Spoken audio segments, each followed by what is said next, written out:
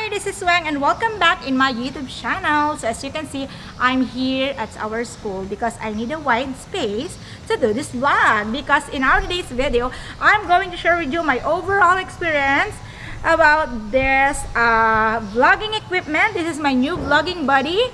Yes, this is a smart selfie stick from Hohem, and this is iStudyQ. You know, this is very affordable gimbal. Yes, this is mini gimbal, very affordable, and I saw it in online store here in the Philippines.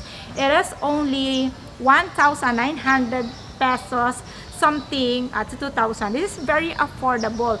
So, if you are interested about this product, about its performance, then keep on watching.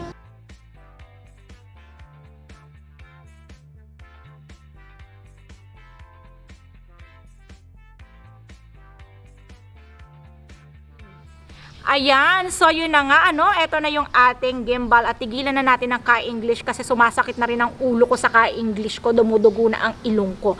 Okay, so yun na nga, ito na yung ating bagong smart selfie stick, the iStudyQ Smart Selfie Stick, or this is a mini gimbal for cell phone.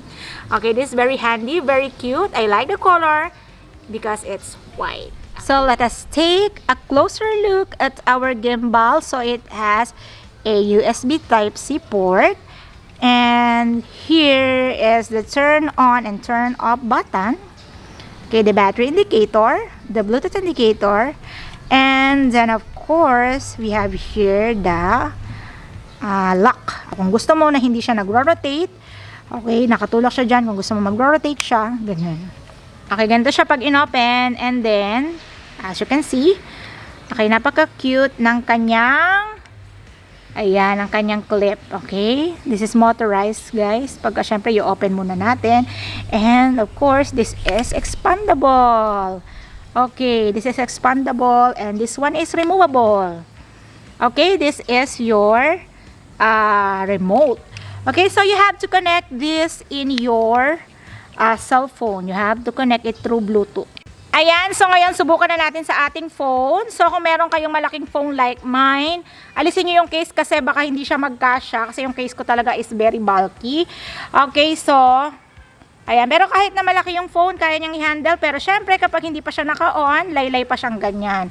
Okay, so hindi siya masyadong magpa-function kapag di siya naka-on, but don't worry, pwede mo pa rin siyang magamit kahit di siya naka-on, basta ilak mo lang dito. Ayan, ilak mo lang, pwede mo siyang ilak so hindi siya gagalaw.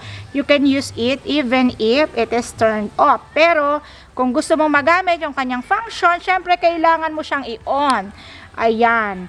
Pero ito yung on niya. So para i-turn on, just long press this one. Ayan. Tapos tutunog. Ayan, then of course, you have to open the Bluetooth of your cell phone to connect it with your phone. Okay, wait. So, ayan, naka-open na siya. So, pag na-open na siya, naka-vertical form siya. And kung gusto mo siyang maging horizontal form, just click this button sa ating lower right. So, ano siya, gaganyan siya. And then, kung gusto mong unti-unti siyang paikutin, pwede mong pindutin dito. Ayan o, iikot siya. Paikot na ganyan. O, sumabit. Kasi masyado malaki yung phone ko. Ayan. And then, kung gusto mo naman pabalik, eto. Ayan. Kasi masyadong malaki yung phone ko, kaya sumasabit siya. Hindi na siya maigitna. Kasi nga yung pindutan, tatama na siya doon. Okay, ngayon naman, susubukan natin kung ano yung itsura ng video kapag walang stabilizer. So, gamit ko yung gimbal pa rin pero naka-lock siya. So, as you can see, kapag naka-gimbal tayo pero naka-lock siya, ayan, hindi maganda yung galaw ng ating kahit konting lakad lang, shaky siya.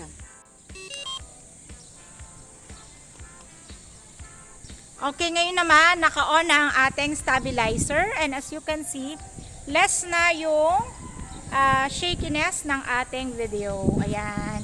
So, 'di ba? Kahit ikot-ikot tayong ganyan, hindi masyadong ma-shaky. Hindi ka mag-aalala na mahilo ang iyong mga manunood ng video mo. Napakadali lang niya ipalit ng form yung camera ko. Pasintabi.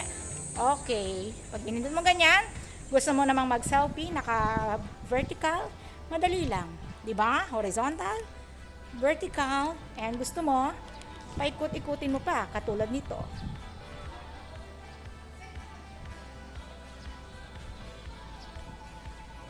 Oops!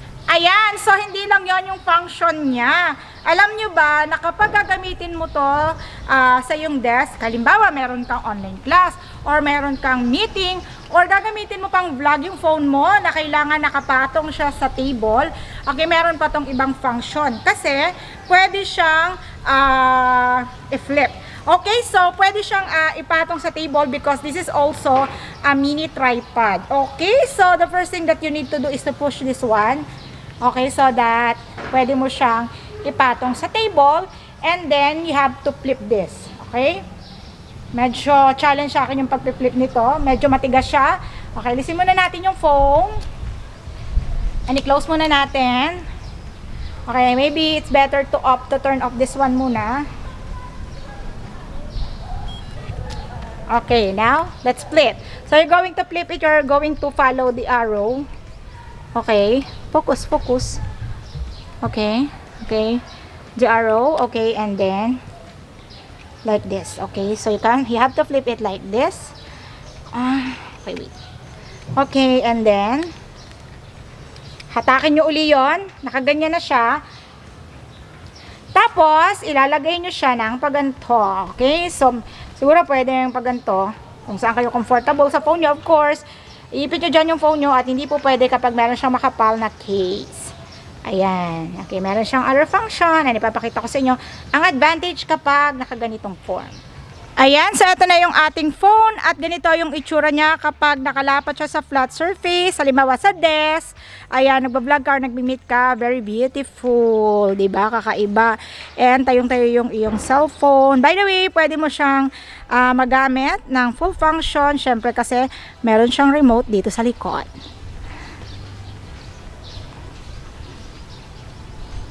Okay, ito ang remote na to is removable.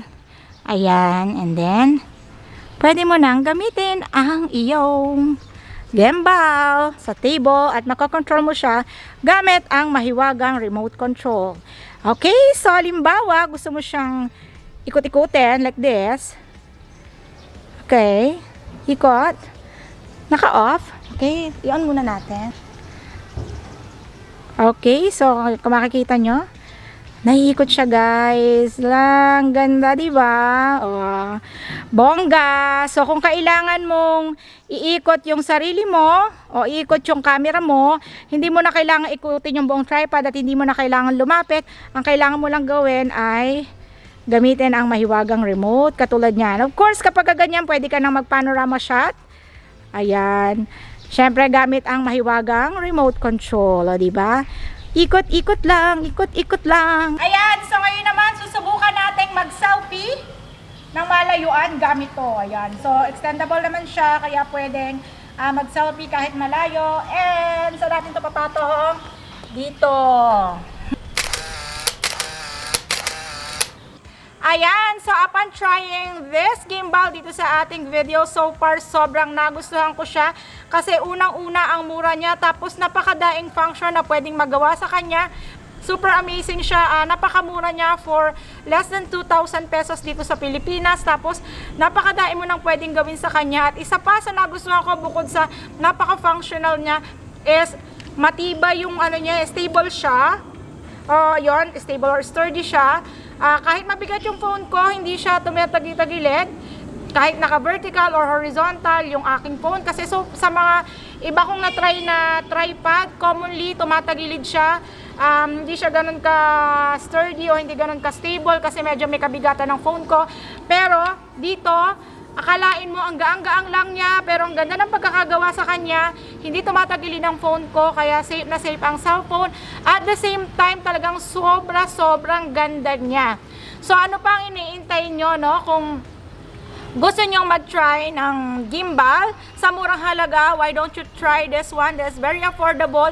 At talaga naman, 'di ba? Para sa beginner na nagba-vlog or para sa mga gustong mag-vlog, gustong magpasikat sa vlog, at gamit lang ang cellphone, subukan nyo na ito. Pero syempre, meron din siyang disadvantage.